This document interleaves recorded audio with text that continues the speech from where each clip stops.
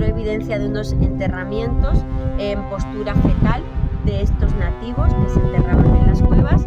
Vio los restos que había allí, era un día temprano, y cuando salió pues estaba viendo caer el sol. Se perdía el tiempo, dice, yo iba muy temprano, apenas saliendo el sol me metí a la cueva, se me olvidó una herramienta, cuando salía era de noche. O sea, ahí era una pérdida de tiempo. El llamado missing time en la ufología es un término.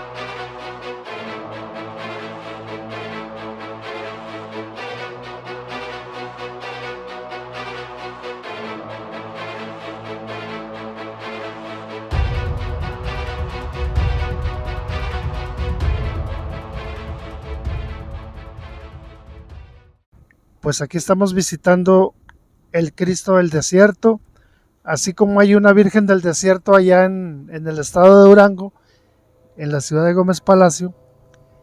Aquí también hay, pero el Cristo del Desierto, el Cristo en el poste, también como le llaman. Búsquelo ahí en el Google Map y ahí le va a aparecer el Cristo en el poste. ¿Por qué el Cristo en el poste? Pues yo sabía una leyenda, y ahora más que nunca tiene algo de veracidad esa leyenda que yo sabía. ¿Por qué? Porque cuenta la leyenda o la historia, no sé cómo la perciba usted, de que a partir de aquí comienza la zona del silencio, aquí en el estado de Coahuila. Acuérdense que la zona del silencio tiene una distancia de lo que es desde Chihuahua, atraviesa Durango y viene y se conecta aquí a Coahuila. Y aquí precisamente es donde comienza la zona del silencio.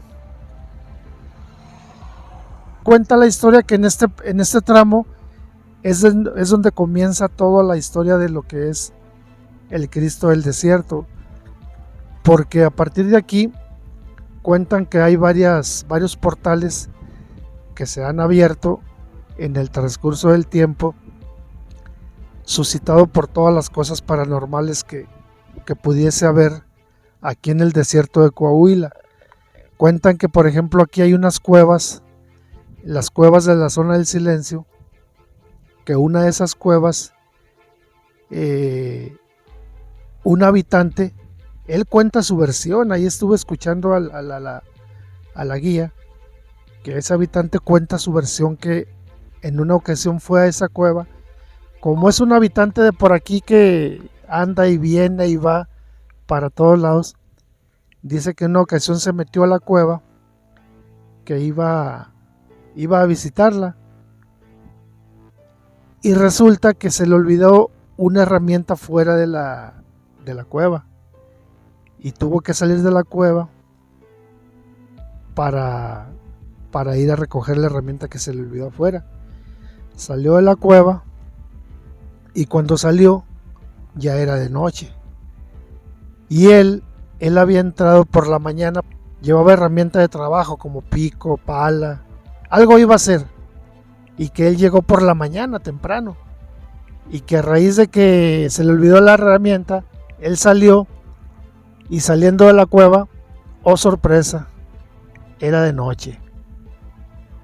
Y desde ahí le quedó a él muy en claro de que son portales que existen aquí. Y cuenta otra, hay otra, nada más que esa yo me la sé, esa no la escuché ahí con la guía, pero cuenta otra historia de que por aquí también de repente iba una persona en su vehículo, y en una cuesta no muy pronunciada, una cuesta de esas que cuando va usted en el coche a velocidad, que pasa una cuesta de esas y siente como que se va para abajo, así, por la velocidad que va, hasta se siente que se marea. Bueno, resulta que esa persona que iba en su coche y pasando esa cuesta, él dice que iba de día, iba de día, y que pasó la cuesta y en una fracción de esas de segundo que uno siente que como que se hunde en un hoyo por la velocidad que va en el coche, dice que cerró los ojos y que los abrió al abrirlos, que era de noche también.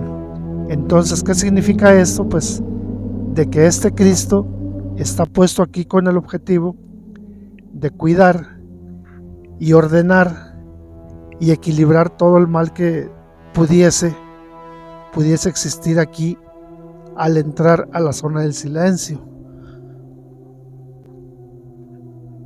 Otra de las cosas es de las versiones que hay, se cuenta que este Cristo también lo pusieron como un refuerzo de fe para la gente que pasa por aquí, como diciendo que el Cristo te dice, pues bueno, mira, hasta aquí estoy yo, hasta aquí llegaste, hasta aquí te cuidé, a partir de aquí hacia adelante de la zona del silencio, pues ya depende de ti mismo. Fíjense qué historias. O sea, ¿qué quiere decir eso en español? Que el Cristo te va a cuidar hasta aquí, hasta donde está Él, hasta aquí. Pero ya más adelante para allá, pues ya el Cristo ya no se hace responsable de lo que te pase. O sea, es que cuídate tú mismo, valórate tú mismo y échale ganas. Así, amigos. Cuánta historia, cuántas leyendas, cuántas mitologías. Y así es esto, amigos, así es lo bonito de todo esto. Pues aquí comienza la zona del silencio en el estado de Coahuila. Considerado por parte de todas las culturas del mundo como lugares donde se abren portales de conexión a otros mundos. No es casualidad que en prácticamente casi todas las esquinas, y eso pasa aquí mucho en México, haya una imagen religiosa. ¿No os habéis preguntado nunca por qué se ponen pequeños altares? Claro. Esto viene de la época romana, el bendecir las encrucijadas, porque eran los espacios donde se aparecía el diablo, las malas energías, e incluso durante la Edad Media, donde se ajusticiaba a las personas para que directamente al fallecer, de una forma violenta además, fueran directamente al infierno, porque era lugar de conexión, era un portal negativo. De ahí que pues, los romanos empezaran a construir altares en honor a diosas como Hécate en estos espacios para santificar las encrucijadas, o que posteriormente, ya con la cristiandad, se coloquen o se sustituyen esas imágenes religiosas por cruceros, los cruceros que hay a la entrada de los pueblos, las picotas que más tarde utilizó la Inquisición, o figuras como el Cristo del desierto. Están marcando un lugar donde se abre un portal. Incluso hay documentales en Netflix, hay uno muy bueno que se llama La encrucijada del diablo, que nos habla de la historia del mayor artista de blues que ha habido en el mundo, Robert Johnson, un guitarrista que era mediocre pero decidió hacer un pacto con el diablo para ser el mejor artista de blues. Él se fue a un cruce de caminos en una carretera a hacer ese pacto y se convirtió en una leyenda. Falleció en extrañas circunstancias cerca también de un cruce de caminos, y sus restos fueron enterrados también en un cruce para pues dárselos a ese ser al que él le pidió ayuda para convertirse en el mejor artista. Entonces esto está presente en todas las culturas del mundo, son las llamadas zonas límite o liminales, donde se dan estos portales. Las zonas límite o liminales pueden ser tanto físicas, que son esas encrucijadas de camino, también se dan muchas apariciones paranormales, por ejemplo en lugares donde hay muros, donde cambia de repente, bueno, pues la altura, y también en las zonas liminales de tiempo, en los cambios de estaciones. En esas épocas, por ejemplo noviembre, ¿no?, que era una época en la que los celtas celebraban el Samaín, el año nuevo céltico, espacios en los que cambia la estación, cambia el clima, son momentos, zonas límite del año donde aumentan los casos paranormales. Entonces el Cristo del desierto es mucho más que una imagen religiosa, nos habla de toda la sabiduría de las personas que aquí vivían, de sus pueblos ancestrales, y de cómo sus creencias de esas zonas límite o esos portales a otros mundos estaban presentes igual que en la vieja Europa. Esos nativos que aquí estaban eran los mismos pueblos que tenemos en Norteamérica, ¿no? La parte de los nativos americanos. No eran mayas, no eran incas, aztecas, no. Estamos hablando de estos pueblos que vivían, digamos, moviéndose por determinadas zonas entre el sur de Estados Unidos y el norte de México, que habitaban las cuevas que hay salpicadas por la zona del silencio en los cerros, no para vivir como tal, sino para la espiritualidad. Son los abrigos rocosos donde encontramos las pinturas rupestres que nos dejaron y donde se producían los enterramientos. Ellos sabían muy bien que ahí estaban los portales. Hay una historia increíble, ¿verdad, Ros?, de Don Nico, si nos la puedes contar ahora, de cómo en esas cuevas ellos sabían que se producía el contacto con el más allá para enterrar a sus muertos. Y bueno, pues como digo, aquí inicia, queridos amigos, la zona del silencio. Nos ha hablado Ros de las tetas de Juana. Esto es fascinante porque son dos volcanes extinguidos de hace 20 millones de años, de la era cenozoica, que actualmente, según las investigaciones arqueológicas que se han hecho en esos dos volcanes apagados, esos dos pequeños cerritos conocidos por los nativos y lugareños como las tetas de Juana, se han hecho rituales precisamente de culto a la fertilidad. En una zona complicada como el desierto, pues para poder sembrar o para poder, digamos, que nazca la vida y la agricultura, se han llevado a cabo este tipo de ritos y se hacen a la fecha. Las evidencias arqueológicas indican que son lugares sagrados tanto para las antiguas culturas como para los actuales lugareños. La zona del silencio no surge en un lugar casual, viene con una tradición de misterio desde hace millones de años. Esto formaba parte hace 200 millones de años o más del llamado Mar de Tetis.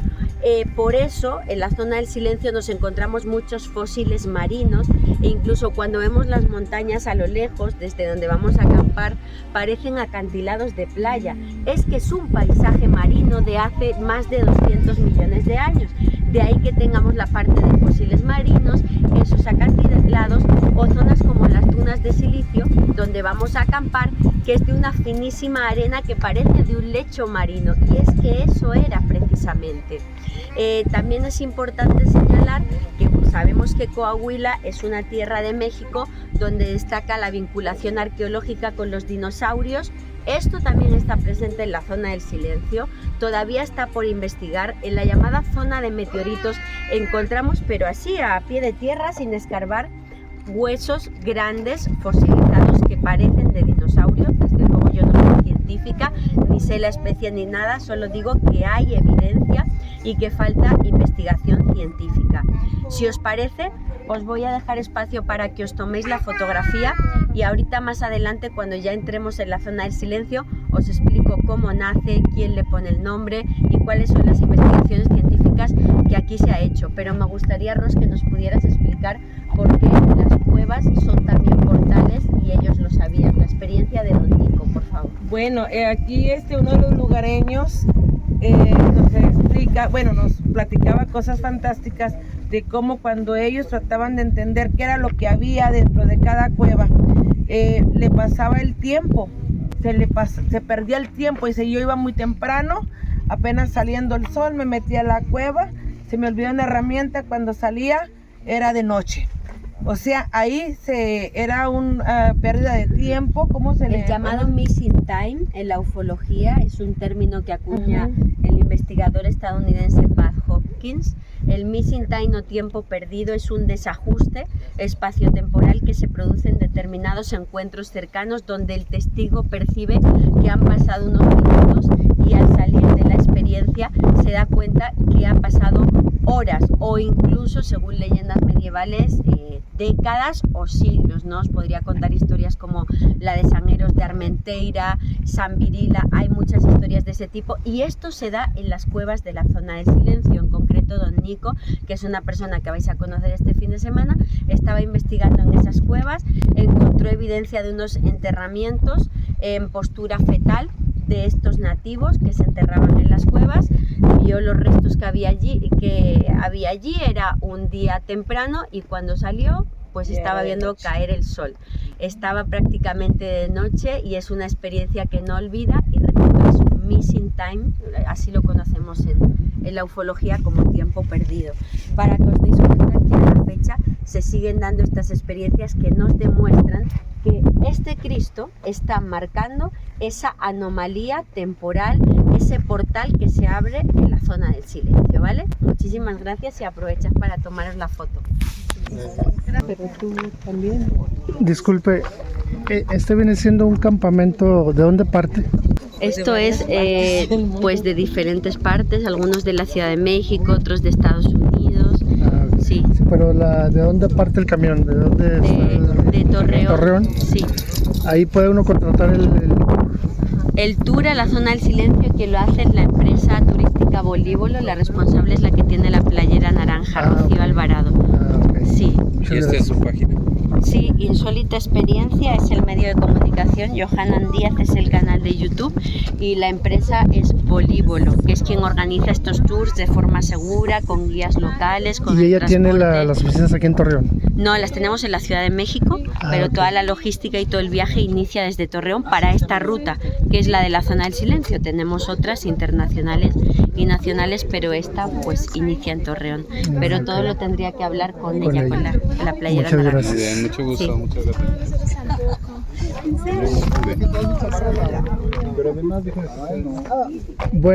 Buenos días. Hola. Para información del tour, oiga, de aquí de Torreón. Pues hacemos campamentos. Entonces, venimos aproximadamente 2 veces al año. Venimos y pues los anunciamos en la página de Johanan o en Bolívolo. Ahí en La página de Johanan. de Johanan Díaz. ¿Es usted? Johanan Díaz es el de la gorra. Ajá. Mamá. Y para contactar uno, por ejemplo, el servicio. En el 55 7323 3667.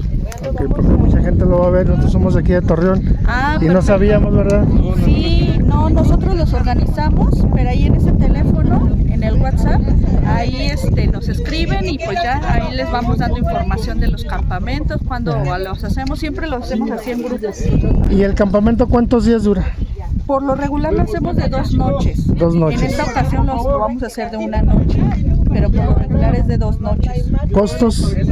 Es que depende mucho porque hay quienes Aprox. alrededor de 7,500 pesos con hospedaje, 1 noche de hospedaje, pero ya si son de aquí de la zona, no necesitan hospedaje y demás, No, es que tal como verlo. 5,500 más o menos. ¿Y alimentos? ¿Tiene que llevar? Sí, no, ya están incluidos. Todo incluido. O sea, en el campamento están incluidos. Ah, ok.